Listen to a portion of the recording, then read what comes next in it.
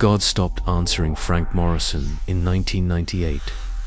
Or perhaps, Frank often thought as he wiped the mixture of grease and blood from his knuckles, God had never started listening in the first place. At 62 years old, Frank was a fixture in the desolate, windswept plains of Montana, a landscape that mirrored the barren geography of his own soul.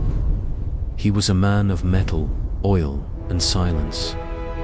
To the locals in the nearby town of Whitefish, he was a wizard with a wrencher mechanic who possessed an uncanny ability to listen to the cough of a dying diesel engine and diagnose the problem by the rhythm of the vibration alone.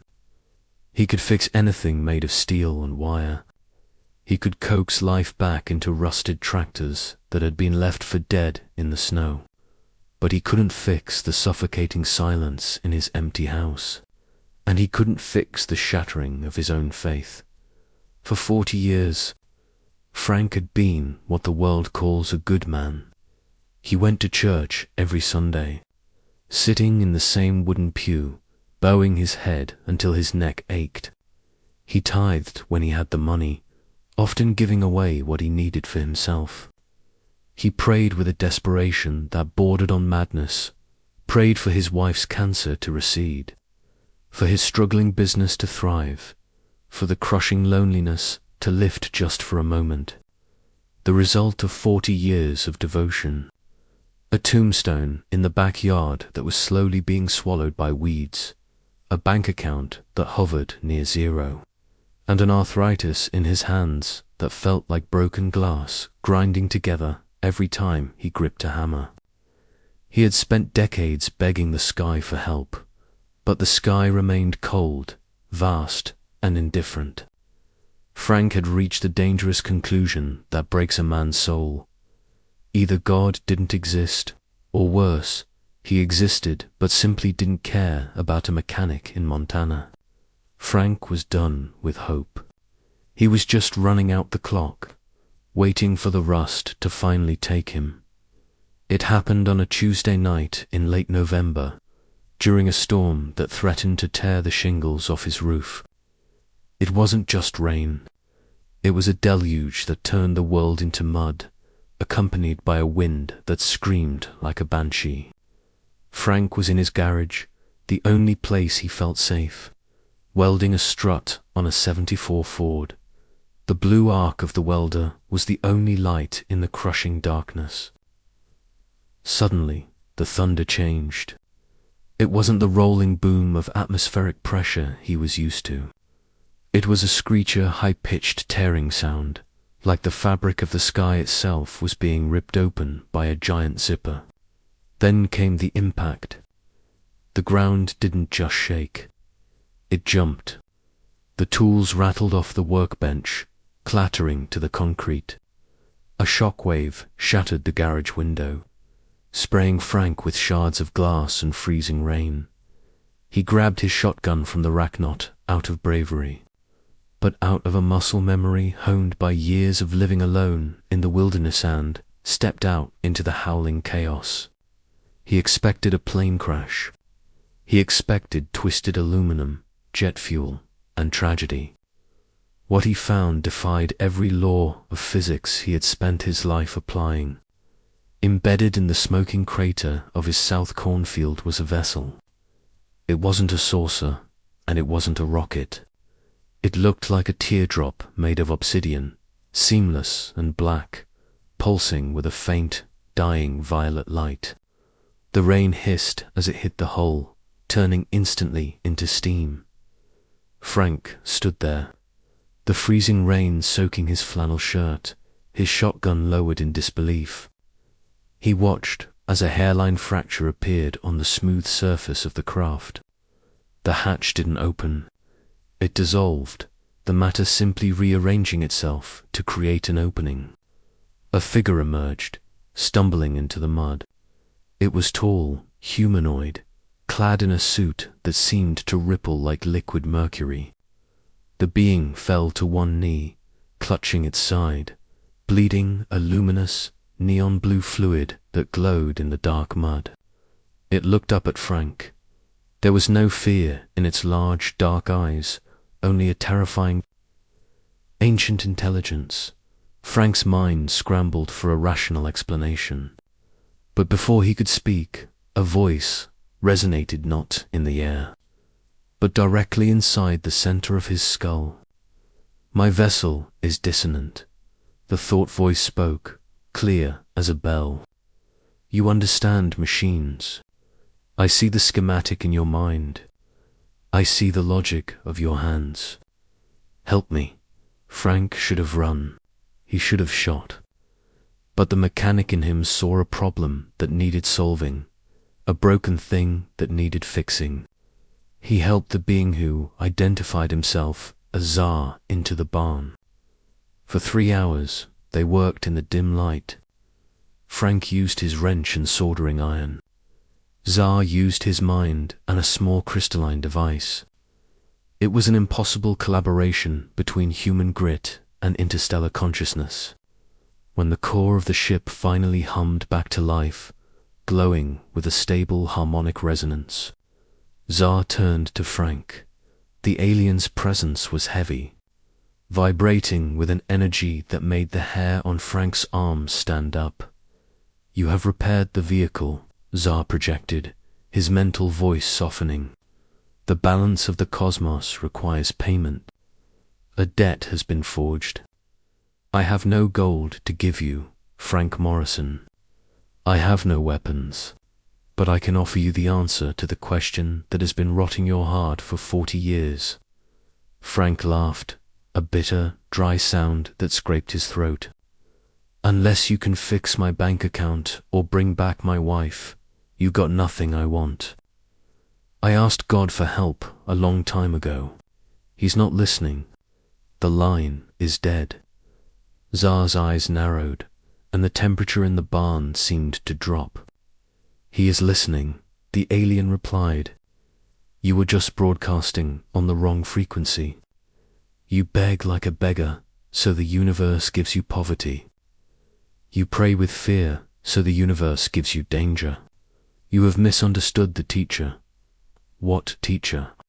Frank asked, gripping his wrench. "The one you call Yesh." "Jesus," the alien replied, the name echoing with a power that shook Frank to his core. "Forget your religion, Frank. It is a control system designed to keep you on your knees. Jesus did not come to start a religion. He came to teach you physics. He came to teach you the formula of manifestation. And tonight, I will show you what he really meant. I will show you how you have been using your power in reverse." What Frank Morrison learned in that barn changed everything. It didn't just fix his life. It shattered the theological foundations of the modern world. He discovered that faith is not a belief. It is a technology. He discovered that Jesus was not a savior to be worshipped, but a master physicist to be emulated. This story is not for the faint of heart. It is for those who are tired of praying to a silent sky. It is for those who suspect that the church has hidden the user manual to their own souls.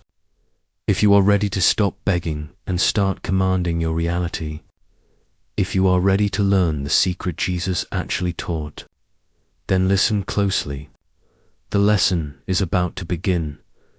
To understand the magnitude of the revelation that was about to occur in that drafty barn, we must first understand the depth of the ruin that was Frank Morrison. He was not a bad man. In fact, by every metric of the society he lived in, he was a pillar of decency. He paid his taxes on time. He pulled his neighbors' trucks out of ditches in freezing blizzards without asking for a dime. He stood for the national anthem, and he took his hat off when a funeral procession passed by. But inside the chest of this 62-year-old mechanic, there was a graveyard more expansive than the one behind his house. Frank's life was a paradox.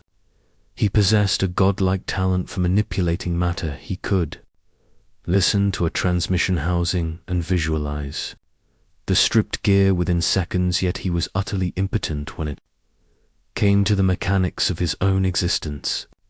His life was a series of slow, grinding failures. His auto repair shop, once the busiest in the county, was now bleeding money, strangled by corporate chains and the changing economy.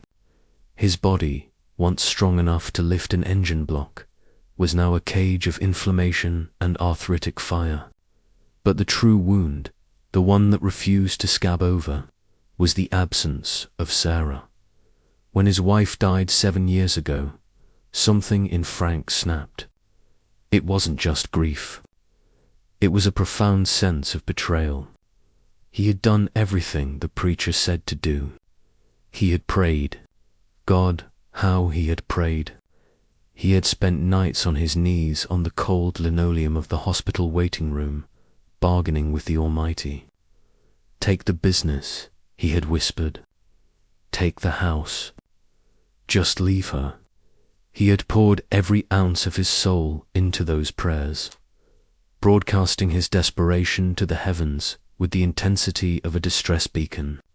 And the response? Silence. The flat line of a monitor. The cold earth falling on a wooden casket. That silence had hardened Frank. It calcified his heart. Over the last 7 years, he had come to view God not as a loving father, but as a deadbeat dad, absent, negligent, or perhaps entirely imaginary. He continued to go to church, but it was a hollow performance. He sat in the pew, listening to sermons about God's plan, and suppressed the urge to scream. If this was a plan, it was a cruel one. He lived in a state of functional atheism, believing that a God might exist, but acting as if he was entirely alone in a hostile universe. He felt cursed. He felt that no matter how hard he worked, the universe was conspiring to keep him small, poor, and lonely in the barn. The alien entity known as Tsar sat on a stack of hay bales, his shimmering suit reflecting the dim light of the hanging bulb. The ship hummed quietly in the background, a soft purr of restored harmonics. Tsar was watching Frank. He wasn't looking at Frank's grease-stained coveralls or his grey stubble. He was looking through him, scanning the energetic signature of Frank's consciousness. "You are in pain," Tsar projected. It wasn't a question. The thought arrived in Frank's mind with the neutrality of a medical diagnosis. Frank scoffed, wiping his hands on a rag. "I'm old, spaceman. Stuff hurts. It's called gravity." "I am not speaking of your joints," Tsar replied, his large dark eyes unblinking. "I am speaking of the frequency you are emitting. It is a scream. A constant, deafening broadcast of I do not have. It is painful to observe." Frank stopped wiping his hands. The anger, always simmering just below the surface, boiled over. "You don't know anything about me. You don't know what I've lost. I asked for help. I begged for it. For 40 years I played by the rules. And look where it got me. Broken, alone, broke." He threw the rag onto the dirt floor. "So don't talk to me about frequencies. If there's a God out there, he blocked my number a long time ago." Tsar stood up. The movement was fluid, defying the heaviness of the atmosphere. "This is why you fail," the entity stated. "You believe that prayer is a transaction. You believe you are a small biological entity asking a large invisible entity for a favor. This is the superstition that keeps your species in chains." The alien stepped closer, the violet light of his aura pulsing. "Let me explain the physics of your failure, Frank Morrison. The universe does not speak English. It does not hear your words. It does not care that you said please. The universe is a mirror. It reflects your vibration. It responds to what you are, not what you want." Frank frowned. "What I am is a guy who needs help. Precisely, Zar countered. And that is the signal you are broadcasting. I need, I lack, I am suffering. This is the scarcity frequency. When you get on your knees and beg, you are vibrating with the energy of absence. You are telling the quantum field, I do not have this thing. And the field, which is an impartial engine of creation, says, agreed. You do not have it, and it gives you more of the state of not having. The revelation hit Frank like a physical blow. He staggered back slightly. You mean, by praying for help, I was making it worse? You were confirming your own powerlessness, Zar explained. Every time you begged to be saved, you affirmed that you were a victim. Every time you worried about money, you meditated on poverty. You are a powerful creator, Frank, but you have been using your power in reverse. You have been a master architect of your own hell. Zar waved a hand, and a holographic projection appeared in the air between them. It looked like a wave form, jagged, chaotic, spiking with sharp red lines. This is a recording of your energy field from 10 minutes ago, Zar said. Look at the chaos. This is fear. This is resentment. This is the frequency of it will never work out. You walk through your day thinking these thoughts. I am too old. I am alone. The economy is bad. You think these are just observations of reality. They are not. They are decrees. The alien leaned in, his telepathic voice deepening, vibrating in the marrow of Frank's bones. Every negative thought is a command you issue to the fabric of reality. You are constantly painting your future with the colors of your past trauma. You asked why God never answered you. He did. He answered you perfectly. You screamed, I am lacking, and the universe responded with a resounding yes, you are. You got exactly what you vibrated. Frank sank onto an overturned crate. The weight of the truth was crushing. He looked at his hands, the hands that had fixed 1,000 engines but destroyed his own life. He thought of the nights praying for Sarah, the desperation, the terror of losing her. He realized that he hadn't been radiating hope. He had been radiating pure, distilled fear, and the fear had manifested. I did this. Frank whispered, his voice cracking. All of it. The misery, the failure. You did not do it consciously, Zar said, a note of compassion finally entering the mental stream. You were asleep. You were taught by blind guides. Your priests taught you to be sheep, begging a shepherd. They did not teach you that you are the wolf. They did not teach you that the kingdom is a frequency, not a destination. Zar paused, letting the silence settle. But you are awake now. The ship is fixed. And now we must fix the pilot. Because a being who can repair a harmonic drive with a wrench and a bad attitude, that is a being who has more power than he knows. Are you ready to see the schematic of your own soul, Frank? Or do you want to go back to begging? Frank looked up. The cynicism was gone, replaced by a terrifying, raw vulnerability. Show me, he said. Show me how to turn it off. We do not turn it off, Zar corrected. We tune it up. We change the station. To understand how a 62-year-old mechanic fixed a starship, we have to go back to the moment of impact. The rain was freezing, turning the Montana dirt into a slurry of ice and mud. Frank Morrison stood on the edge of the crater, his boots sinking into the earth. The barrel of his shotgun pointed at the ground. The object in the hole didn't look like a machine. It looked like a tear in reality. It was a perfect ovoid of obsidian, smooth as oil, about the size of a minivan. It didn't have rivets. It didn't have exhaust pipes. It hummed with a low, sick vibration that Frank felt in his molars. When the hatch dissolved, literally melting away like ice on a hot stove, and the figure stumbled out. Frank didn't see a monster. He saw a leak. The being was clutching its side, and that neon blue fluid was dripping into the mud. Frank's training kicked in. You don't ask a leaking radiator where it came from. You stop the leak. He lowered the gun. He offered a hand. The being Tsar looked at the calloused, grease-stained hand of the human, then up at his face.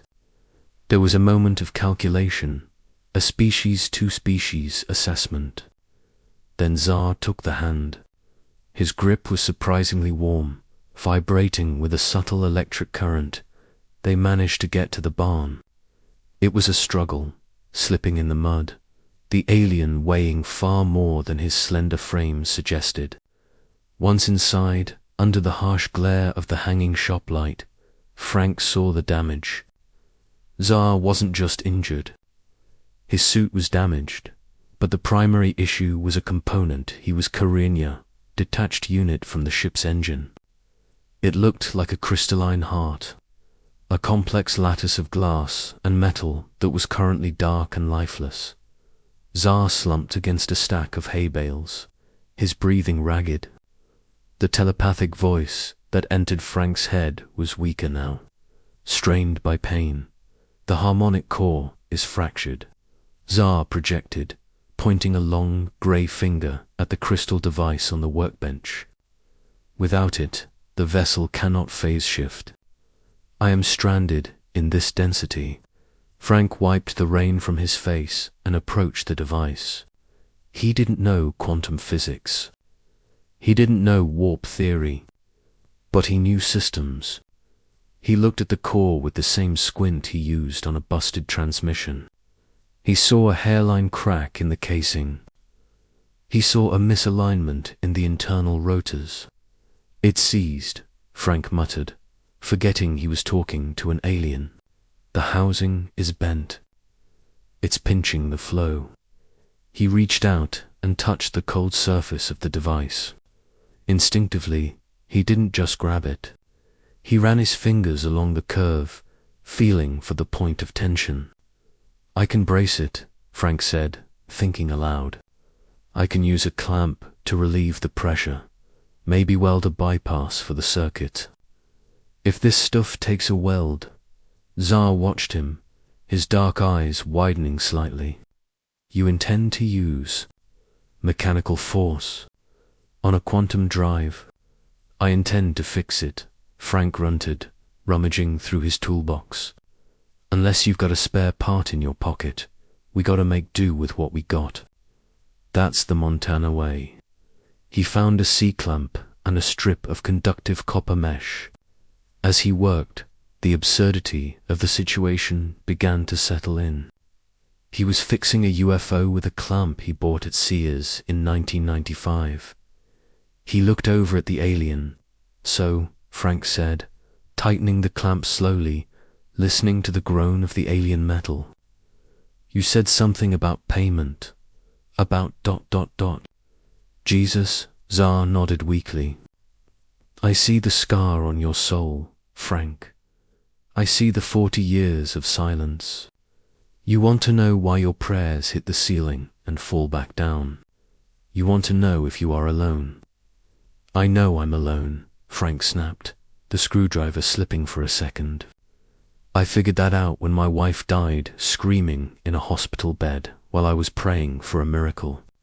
So don't sell me a Bible study. If you know something, say it. I propose a trade, Tsar projected, his mental voice regaining some steel.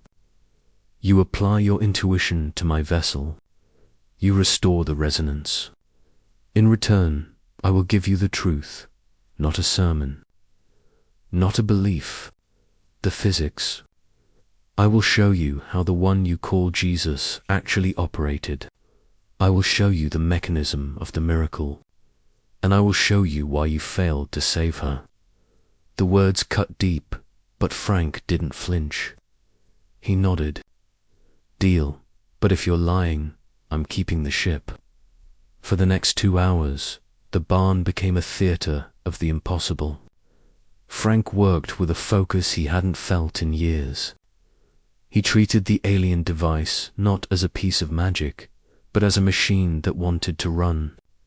He heated the casing with a propane torture risky move that made Tsar twitch to expand the metal, just enough to realign the internal crystal.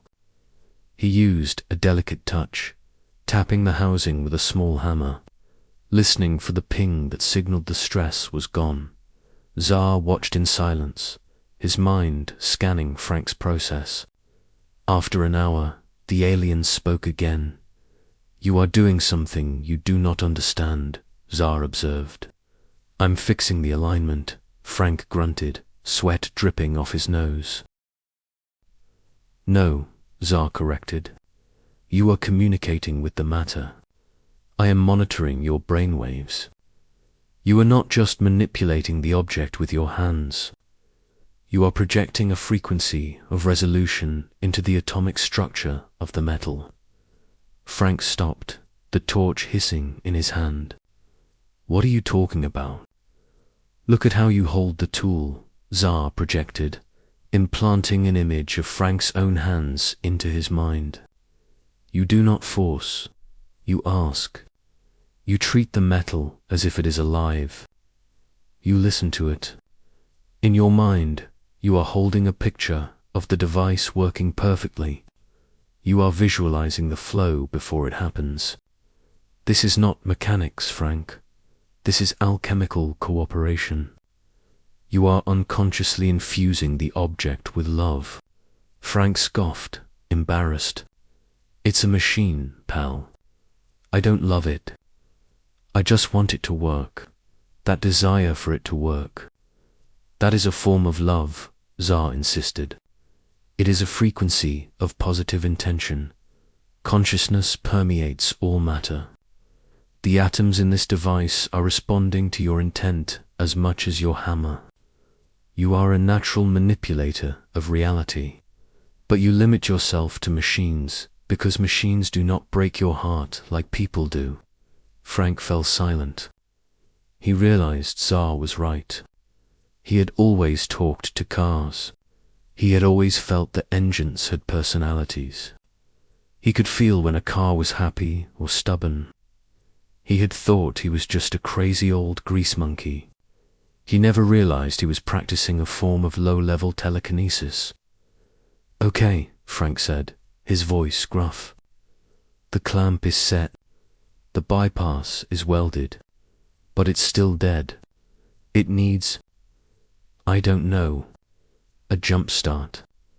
The crystal core sat on the bench, structurally sound but dark. It was like a heart that had been stitched up but hadn't started beating. "It requires a harmonic input," Tsar said. "My energy is too low. You must do it, me."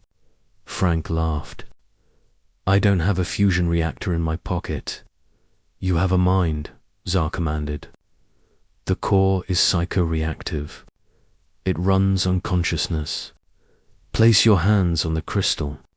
Do not push. Do not squeeze. Just ... See it working. Feel the gratitude of it working." Frank hesitated. This was the woo-woo stuff he hated, but he looked at the dead machine, and he felt that familiar itch, the need to fix. He wiped his hands on his pants and placed his palms on the cold, glass-like surface of the core. "What do I do?" Frank whispered. "Stop thinking about the problem," Tsar guided, his voice acting as a stabilizer in Frank's mind. "You are thinking, it is broken. That is a decree of brokenness. Stop it. Move your mind to the future. Go to the moment where it is already humming. Feel the relief.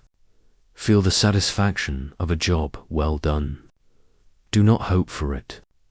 Know it." Frank closed his eyes.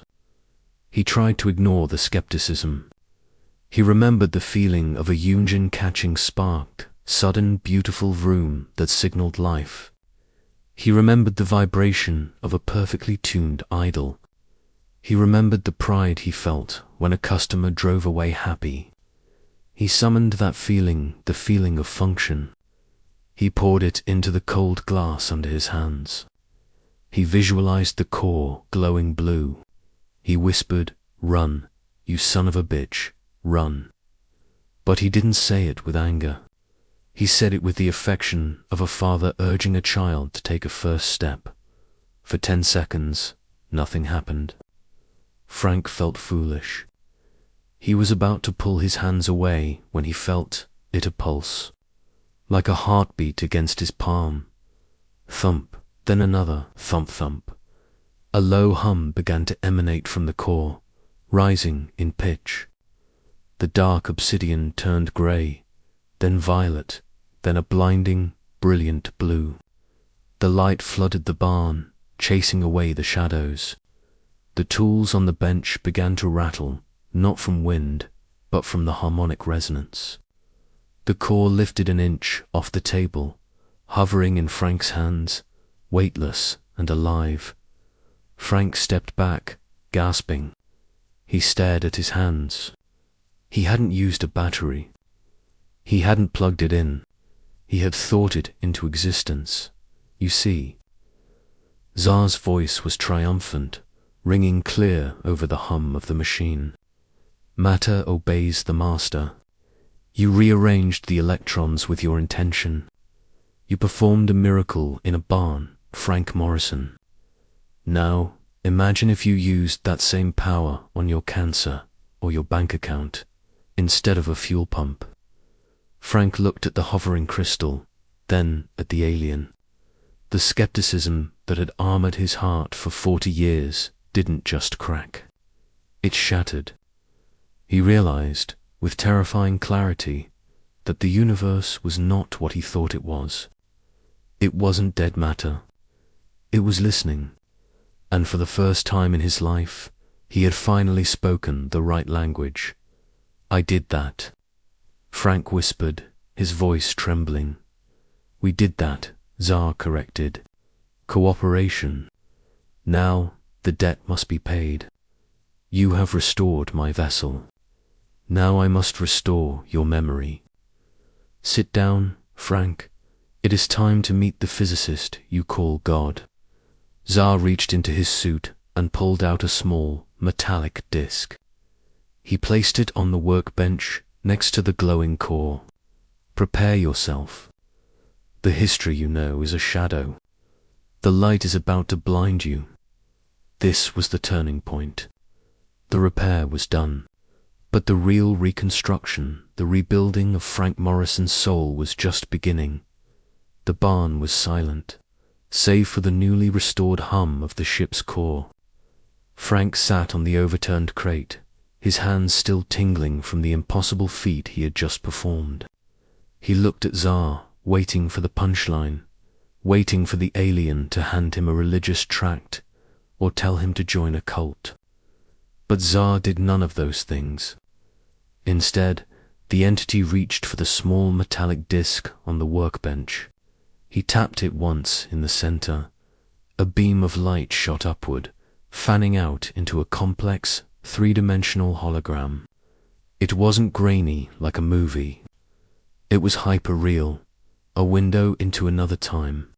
Frank gasped. The image showed a dusty street, bathed in the harsh sunlight of a desert. People in rough, woven tunics were gathered around a central figure. Frank squinted.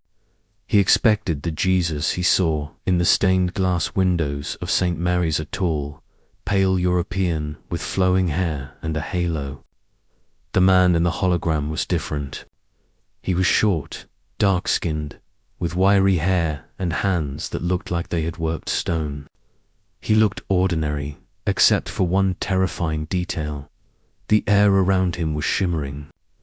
It distorted, like heat rising off asphalt. "Is that?" Frank whispered. "That is the man you call Yeshua," Tsar confirmed.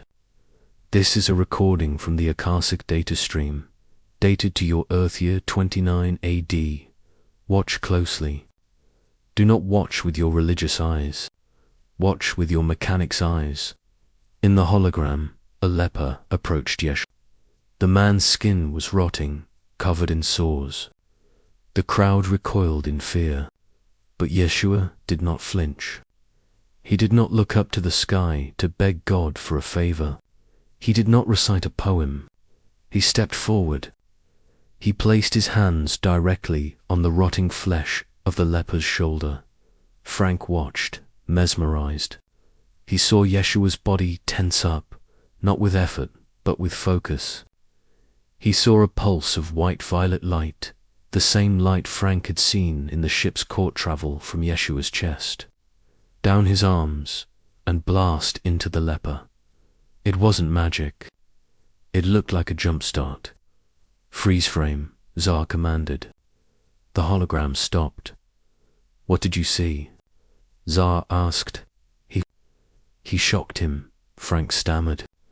It looked like he was welding, like he transferred power. Precisely, Zar said. This is not supernatural, Frank. This is technology. Advanced biophysics. The man Yeshua was not a magician breaking the laws of nature. He was a master operator fulfilling them. He understood that the human body is an electromagnetic field. Disease is simply a distortion in that field of dissonance, like the broken core of my ship. Zar pointed to the frozen image of the leper. This man's cells are vibrating at a low frequency, the frequency of decay, entropy. Yeshua is vibrating at a devastatingly high frequency, the frequency of coherence, love. When he touches the leper, he is not asking for healing. He is imposing his frequency upon the chaos. It is the law of resonance. The stronger vibration always overrides the weaker one. The leper's cells had no choice but to align with Yeshua's pattern. The rot didn't vanish by magic. It was reorganized at the molecular level. Frank stared at the hologram. It made too much sense. So, miracles are just physics we don't understand yet. A miracle, Zar corrected, is just the application of a higher law to a lower dimension. Yeshua was a technician of the soul, and he tried to teach you how to do it. He said, "These things I do, you shall do also, and greater things." But you didn't listen. You worshipped the technician and threw away the manual. The hologram shifted. It showed Yeshua walking on water. Again, Zar pointed out the mechanics. He is altering the density of his molecular structure. He is raising his vibration to match the surface tension of the water. It is frequency, Frank. Everything is frequency. Zar turned off the hologram and looked at Frank. You asked why your wife died. The air in the barn went cold. Frank stiffened. Don't, he warned. We must, Zar insisted, his voice gentle but unyielding. You need to understand the mechanics of the failure so you never repeat it. You loved her, but what was the frequency of your love? I loved her more than anything, Frank choked out. I was terrified of losing her. Terrified, Zar seized the word. There is the glitch. Fear is a frequency, Frank. It is a slow, dense, heavy vibration. Love, true cosmic loves, a high, rapid, light vibration. They are opposites. You cannot broadcast both at the same time. Zar paced the dirt floor. When you sat by her bed, holding her hand, praying, ... what were you feeling? Be honest. Frank closed his eyes, the memory washing over him. The smell of antiseptic, the beeping of the monitor, the crushing weight in his chest. I was scared, he whispered. I was desperate. I was thinking, please don't die. Please don't leave me. You were broadcasting fear, Zar said softly. You were broadcasting loss. You were broadcasting death. You thought you were fighting the cancer, but energetically you were feeding it. Cancer is a low-frequency, chaotic state. Your fear resonated with the cancer. You were inadvertently amplifying the very thing you wanted to destroy. Frank stood up, his chair scraping violently against the floor. You're saying I killed her? He clenched his fists, tears streaming down his face. You son of a bitch, are you saying it's my fault? No, Tsar said firmly. I am saying you were unarmed in a war. You were trying to fight fire with gasoline because no one taught you how to use water. It is not your fault, Frank. It is your ignorance. The church told you to beg. They didn't tell you that begging validates the problem. Tsar stepped closer, his presence calming the raging storm in Frank's chest. True healing requires the frequency of certainty. Yeshua did not beg God to heal the leper. He commanded it. He held the frequency of health so strongly that the disease couldn't exist in his presence. To save your wife, you needed to sit by her bed and truly feel the joy of her recovery before it happened. You needed to overwrite the reality of sickness with the reality of health. But you couldn't. You were too trapped in the illusion of what your eyes were seeing. This brings us to the great mistake, Tsar continued. The error in your Bible that has crippled humanity for 2,000 years. The alien waved his hand, and a new hologram appeared. It was text-ancient Aramaic script floating in the air. You know the verse, Tsar said. Ask and you shall receive. It is the foundation of your prayer life. Correct. Yeah, Frank sniffed, wiping his eyes. Ask and it shall be given. Translation error, Tsar declared. A catastrophic mistranslation of the Aramaic concept.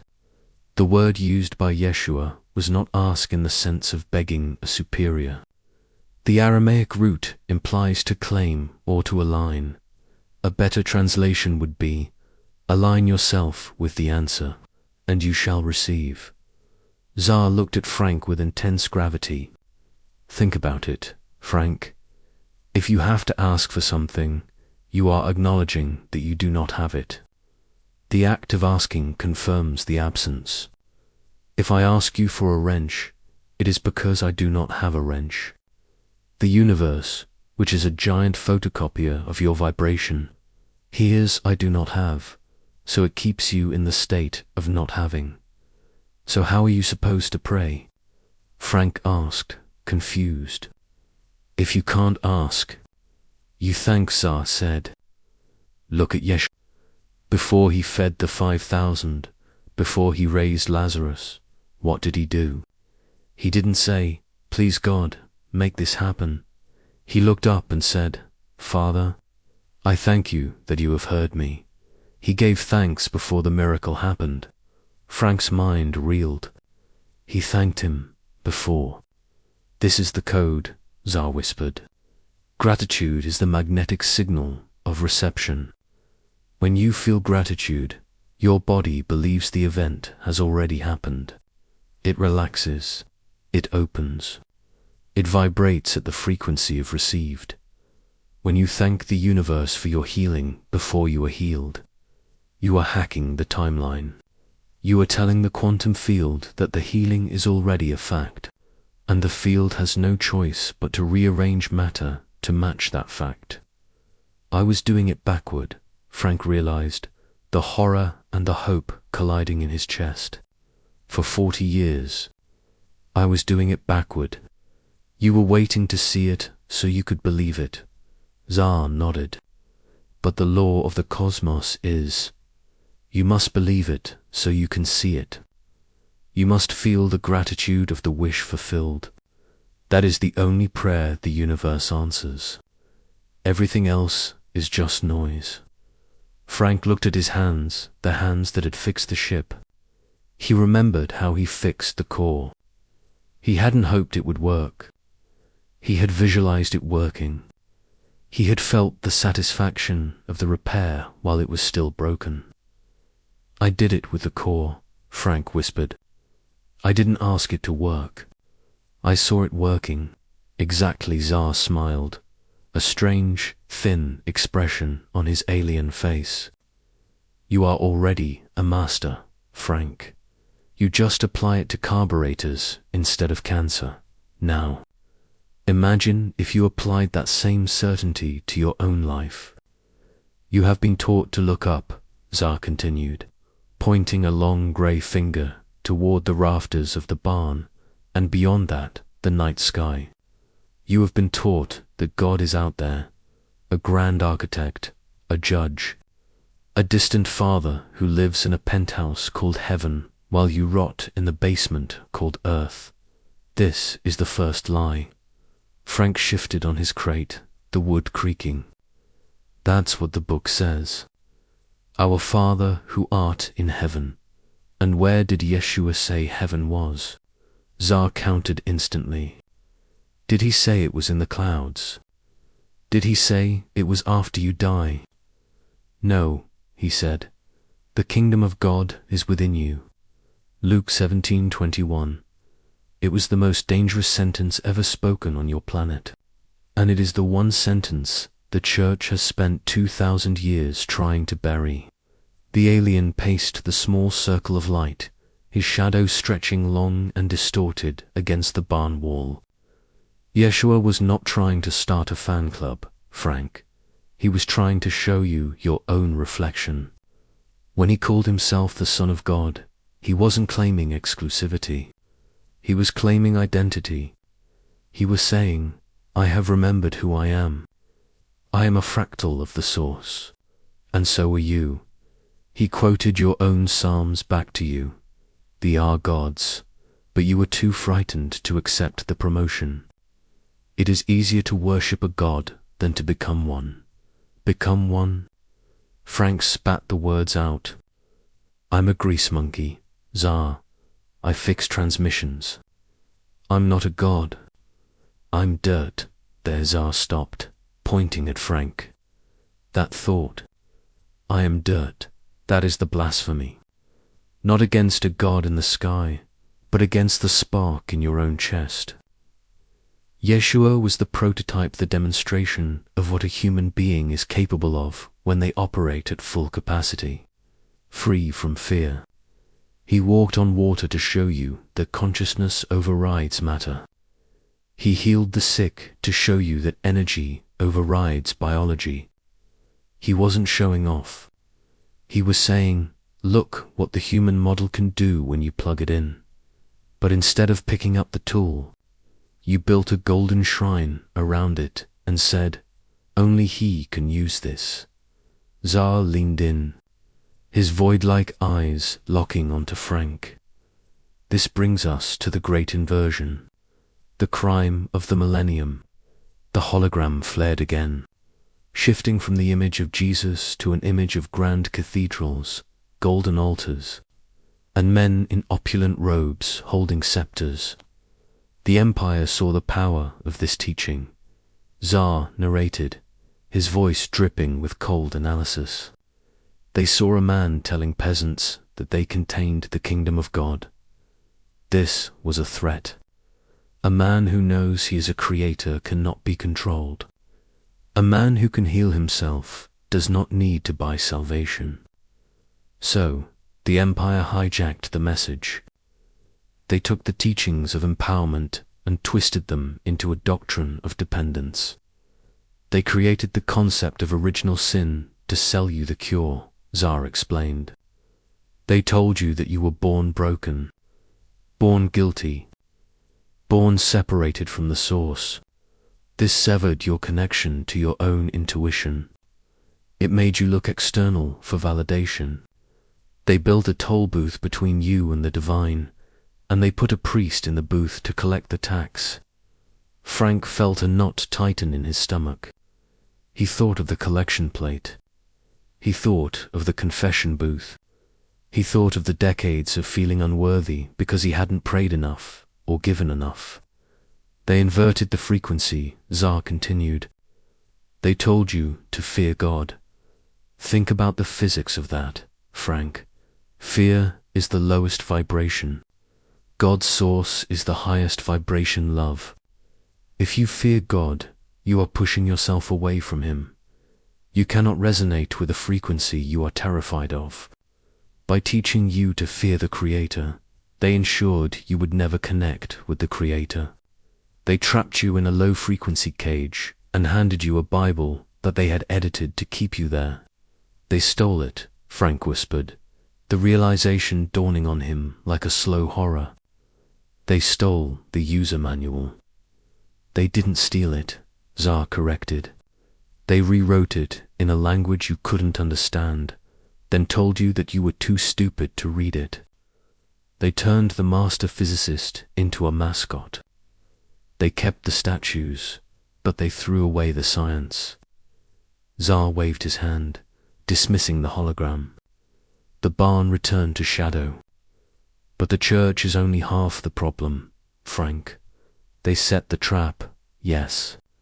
But you walked into it, and you have been reinforcing the cage every single day with your own mind. What do you mean? Frank asked defensively. Let us talk about your decrees, Zar said, moving to the workbench. He picked up a wrench, Frank's favorite wrench, heavy and scarred. When you work on a car, you use this tool to apply torque. Force creates movement. In the quantum field, your thoughts are the tool. Every thought is a decree. Every emotion is a vote for how you want your reality to look. Zar turned to Frank. Tell me, what is your internal monologue? When you wake up in the morning, what is the first thing you say to yourself? Frank looked away. I don't know, usually, ... Here we go again. Or my back is killing me, or I'm never gonna get out of this hole. Decree, decree, decree. Zar punctuated each one. You wake up and you command the universe. Give me more pain. Give me more struggle.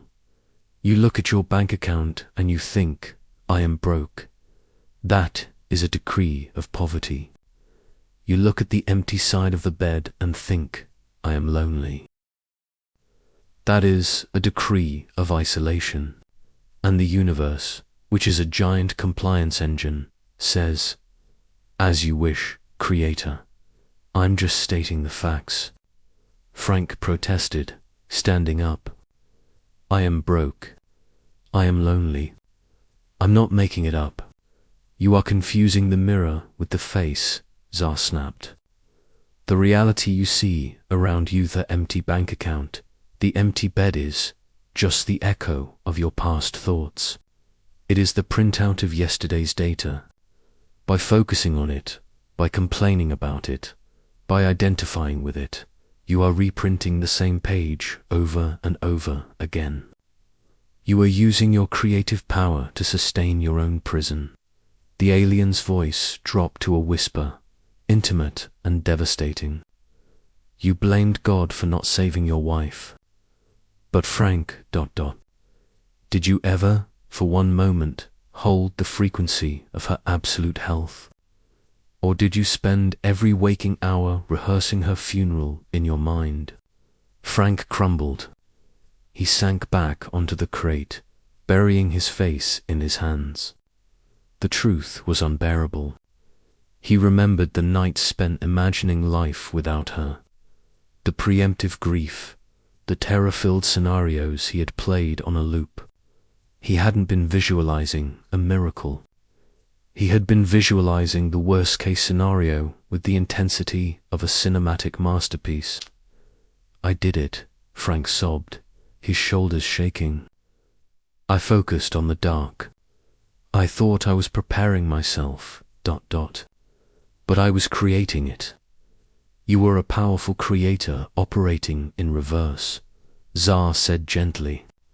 You have generated a massive amount of energy, Frank. Look at your misery. It is perfect. It is detailed. It is consistent. Only a master manifester could create a hell this convincing. Zar knelt down, placing a hand on Frank's trembling knee. The alien's touch was cool, grounding. Do not drown in guilt. Guilt is just another scarcity frequency. It is a waste of fuel. I am showing you this, not to break you, but to wake you. If you had the power to create this mess, then you have the power to clean it up. The mechanism works both ways. The gear stick goes into reverse, but it also goes into drive. How? Frank looked up, his eyes red, raw with pain, but finally listening. How do I change it? I've been thinking this way for 60 years. My brain is wired for disaster. We rewire it, Zar said, standing up and pointing to the glowing core of the ship. We do exactly what you did to my engine. We apply a new frequency. We do not ask the rust to leave. We introduce the resonance of the metal. We are going to run a test, Frank. A manifestation test, tonight, in this barn. You are going to prove to yourself that you are not a victim of your reality, but the god of it. Zar reached into his pocket and pulled out a small, translucent crystal, no bigger than a coin. It pulsed with a faint white light. This is an amplifier, Zar said. It will help you hold the signal while your training wheels are still on. Stand up, mechanic. It is time to fix the only machine that really matters. Stand up, Zar commanded. He placed the small, coin-sized crystal into Frank's rough palm. It was cool to the touch, but buzzed with a faint, high-frequency vibration against Frank's calluses. This is a psionic amplifier, Zar explained. It does not create the reality, you do. It simply boosts the signal of your intention, acting like a microphone for your mind. Think of it as training wheels until your neural pathways are strong enough to override the illusion of matter on their own. Frank looked at the tiny object. So I just wish for something. No wishing, Zar snapped, his voice sharp. We went over this. Wishing is the frequency of lack. We are going to command. We are going to align. You must choose a target, something specific, something unlikely, but something you have no emotional resistance to.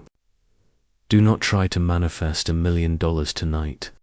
Your subconscious belief in poverty is too strong to break in 1 hour. Choose a sign, a number. Frank thought for a moment. His eyes drifted to the workbench, where a faded photo of Sarah was taped to the tool chest. She was smiling, wearing that old blue jersey she loved. 47, Frank whispered. It was her number. Her jersey number in softball. Her age when we renewed our vows. We used to see it everywhere when we were happy. 47 Zar nodded. A specific frequency. Now, Frank, listen closely.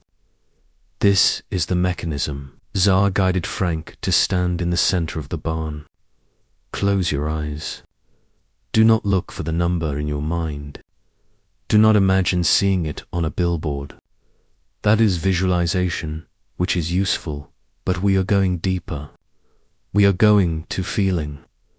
I want you to recall the feeling you had when you saw that number with Sarah, Zar instructed. The feeling of connection. The feeling of a private joke. The feeling of being winking at by the universe. Can you find that frequency? Frank dug into his memory. He bypassed the grief, bypassed the hospital bed, and found a memory of them driving to the lake, laughing, pointing at a mile marker. 47. He felt a spark of warmth in his chest. A ghost of a smile. I got it, Frank whispered. Now, Zar's voice dropped to a whisper. Hold that feeling. Amplify it with the crystal. And say, thank you, not please show me. Say, thank you for showing me 47. Feel the gratitude of the event having already happened. Frank squeezed the crystal. He focused on the warmth. He stopped wanting to see the number and shifted his mind to the state of having already seen it. He felt the relief of the confirmation. He felt the joy of the sign. "Thank you," Frank said, his voice steady. "Thank you for showing me 47. It is done. Open your eyes," Zar said. "Put the crystal in your pocket. Go back to your house. Make coffee. Do not look for the number. If you hunt for it, you push it away. Just exist in the certainty that it is already there." Frank walked out of the barn. The rain had stopped. The air was crisp. He felt strange lighter, buzzing with an electric anticipation. He walked across the muddy yard to his small, dark house. He didn't look at license plates. He didn't check his watch. He just held the feeling of gratitude like a warm coal in his chest. He walked into the kitchen. The digital clock on the microwave blinked. 12 o'clock. The power had flickered during the storm. He ignored it. He reached for the coffee tin, empty. He sighed and grabbed the backup bag from the pantry. He poured the beans, listening to the rattle. He glanced at the kitchen thermometer hanging by the window. It was an old analog dial. The red needle was resting perfectly on the line between 40 and 50. 47 degrees. Frank froze. A coincidence? It was just the temperature. He shook his head and turned on the small TV on the counter to check the weather report. The news anchor was speaking mid-sentence. ... Clean up. Crews are estimating the storm damage at $47,000 in the downtown area. Frank dropped the coffee scoop. 2 in. Less than 3 minutes. His heart started to race. He pulled his phone out of his pocket to check the time. He didn't look at the clock. He looked at the battery percentage in the corner. For 7%. He felt a chill run down his spine that had nothing to do with the cold. This wasn't probability. This was a response. He sat down at the kitchen table, his hands trembling. He picked up the stack of mail he had thrown there yesterday, intending to distract himself. He grabbed the top envelope bill from the hardware store. He ripped it open. He looked at the total. $47.47. Frank stared at the paper. The numbers seemed to glow. 4 times. The universe wasn't just whispering, it was shouting. It was bending the probability of reality to match the signal he had broadcast in the barn. Suddenly, his phone buzzed. A text message. It was from his old buddy, Dave, the sheriff. Frank hadn't heard from him in weeks. "Hey Frank, you okay after the storm? Just drove past your field. Looks like a mess. Call me if you need a hand." Sent at 4:47 a.m. 5. Frank dropped the phone on the table. He stood up and backed away, hitting the counter. He was hyperventilating. It wasn't joy he felt. It was terror. He ran back out to the barn, slipping in the mud, bursting through the doors. Zar was waiting, standing exactly where he had left him. "Stop it," Frank yelled, holding up the crystal like it was a grenade. "Turn it off. It's everywhere." Zar didn't move. "I am not doing it. Frank, you are. The crystal is just a battery. The signal is you." "It's too fast," Frank gasped, leaning against a post. It's impossible. 5 times. In 10 minutes. That can't be random." "There is no random," Zar said calmly. "There is only resonance. You tuned the radio to 47 FM, and the universe played the song. Why are you afraid? You wanted proof, because if this is real, ... Frank whispered, the realization crushing him like a falling engine block. If I can do this, if I can make numbers appear just by feeling them, ... He looked up at Tsar, his eyes wide with horror. Then I did it all. The bankruptcy, the loneliness, the years of misery. Nobody did it to me. I did it.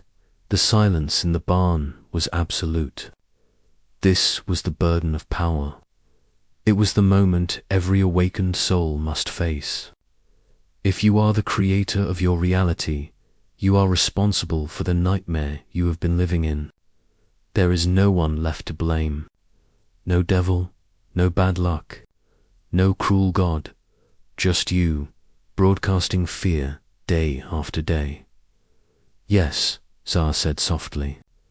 You built the cage, Frank, brick by brick, thought by thought. You are the architect of your own suffering. Frank sank to his knees in the dirt. The weight of 62 years of self-inflicted pain washed over him. He wept. Not the tears of a victim, but the tears of a man waking up from a long, terrible dream to realize he was the one holding the hammer. Breathe, Tsar commanded. Do not collapse under the weight. This is the good news. Do you not see? If you are powerful enough to destroy your life without even trying, imagine what you can do when you actually try. Tsar stepped forward and offered a hand to pull Frank up. The power works both ways. Mechanic, you have spent a lifetime driving in reverse. Now, let's see how fast this thing goes in drive. The dawn was breaking over Montana. A pale ribbon of gold stretched across the eastern horizon, illuminating the puddles in the barnyard. The alien ship, fully repaired, hummed with a sound that felt like a choir of glass flutes. It was time.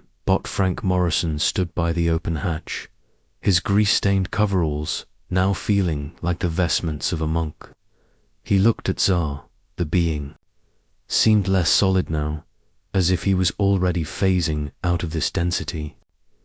You have the tools, Tsar said, handing Frank a small pouch made of the same shimmering material as his suit. Inside are 3 more amplifier crystals. Use them wisely.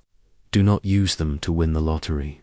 Use them to stabilize your frequency when the static of the world tries to drag you back down. Frank took the pouch. It felt weightless. So that's it. You leave, and I go back to fixing Fords. You will never fix a Ford the same way again, Tsar replied. You are no longer a mechanic of matter, Frank. You are a mechanic of reality. Before I go, I must leave you with the source code, the formula that Yeshua tried to etch into your history.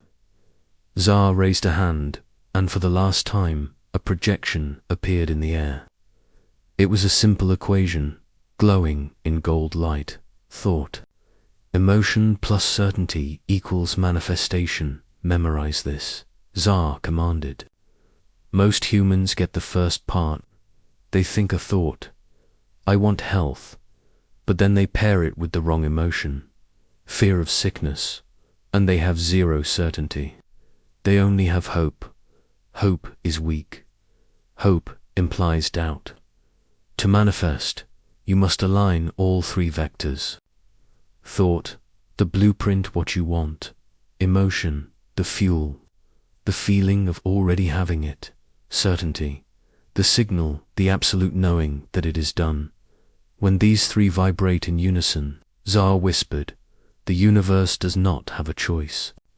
It must yield. It is physics.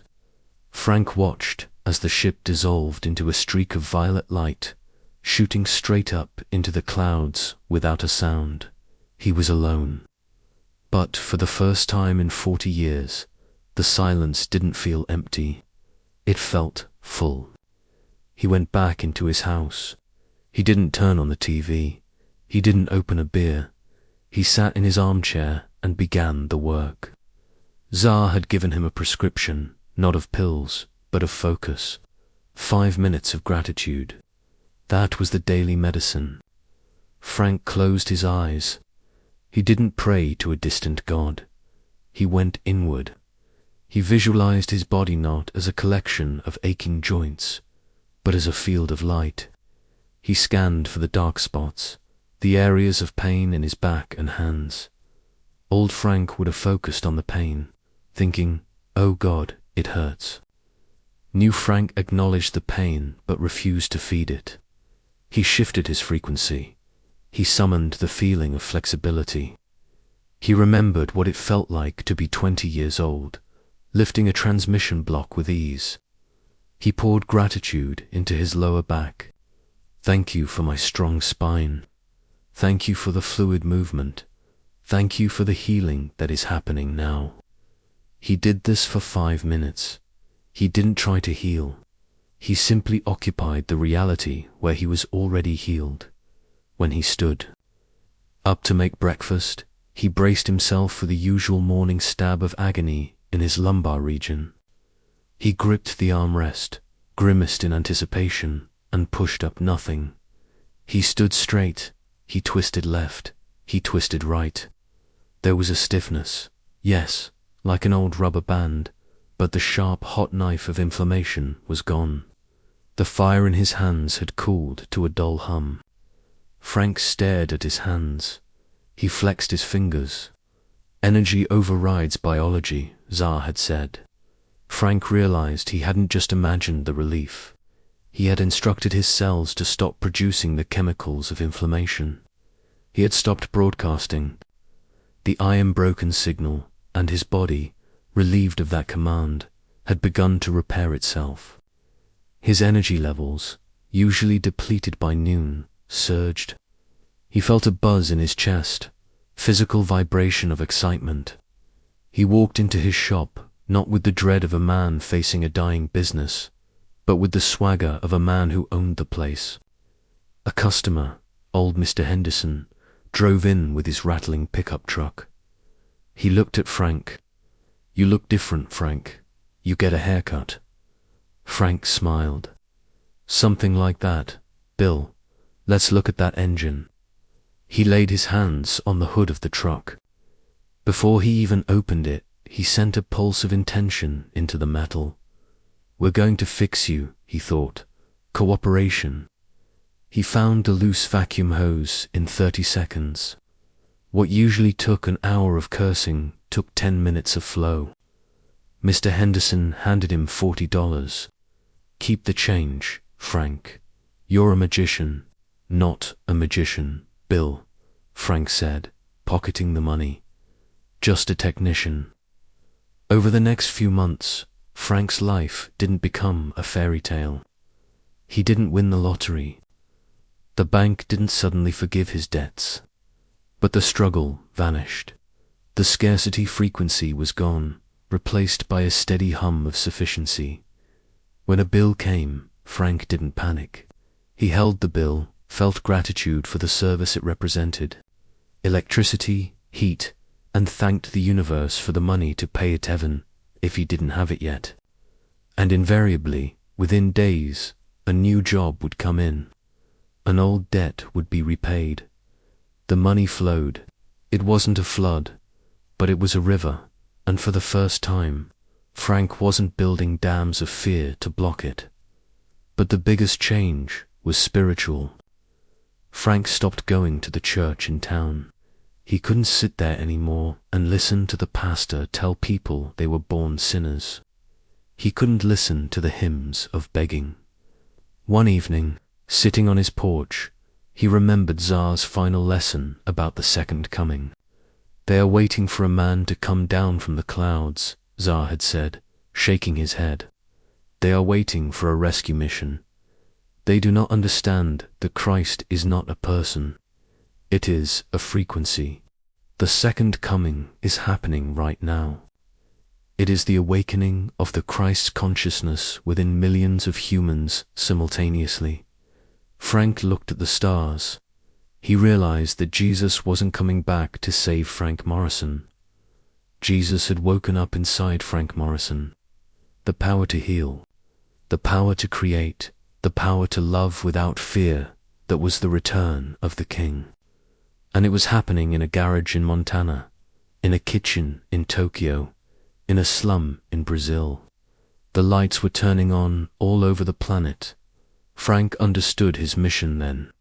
He wasn't meant to be a prophet. He wasn't meant to write a book. He was meant to be a demonstration. He became a lighthouse. People started coming to his shop, not just for car repairs, but to be around him. They would sit on the stools, drinking coffee, while Frank worked. They would talk about their problems, their divorces, their sicknesses, their fears. Frank wouldn't preach. He wouldn't quote scripture. He would just listen, and then he would say something simple. Stop telling the story of your pain, Jim. You're writing a tragedy and wondering why you're sad. Start telling the story of your healing. Or, you're not broke, Sarah. You're just in between transactions. Thank the money for coming before it gets here. He taught them the physics without using the jargon. He taught them to tune their radios, and he watched them change. He saw Jim's back pain disappear. He saw Sarah start a bakery. He saw the light come back into their eyes. He was infecting his town with the virus of hope, not the weak hope of wishing, but the muscular hope of certainty. The story of Frank Morrison is not fiction. It is a biography of the potential living inside you right now. You have listened to this story for a reason. There are no accidents in a resonant universe. You attracted this video because somewhere, deep in your soul, you are tired. You are tired of the silence. You are tired of begging. You are tired of feeling like a victim of a cruel and random world. Zar told Frank that the universe is a mirror. Look at your life right now. Look at your bank account. Look at your relationships. Look at your health. Do not judge them. Just observe them. They are the printout of your past frequencies. They are the echo of your old decrees. If you don't like the reflection, stop shouting at the mirror. Change the face. You have the technology. It is installed in your chest. It is wired into your brain. The teacher, Yeshua, tried to show you 2,000 years ago. The alien Tsar tried to remind you, but the only person who can turn the key is you. Stop asking God to save you. Start thanking God that you have the power to save yourself. The formula is simple. Stop broadcasting the static of fear. Tune in to the frequency of gratitude. Feel the reality of your dream before it arrives, and walk in the absolute certainty that it is already done. The ship is repaired. The manual is open. The captain is awake. What will you create today?